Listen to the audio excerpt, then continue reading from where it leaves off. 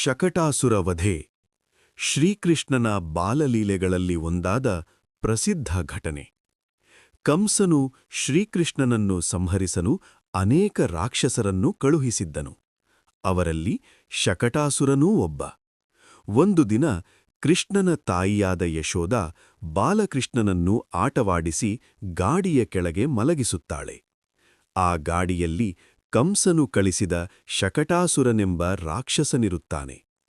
ಗಾಡಿಯೊಳಗೆ ಅಡಗಿರುವ ದುಷ್ಟಶಕ್ತಿ ಗೋಕುಲದ ಜನರು ಏನೂ ಅರಿಯದೆ ತಮ್ಮ ಕೆಲಸಗಳಲ್ಲಿ ತೊಡಗಿರುವುದು.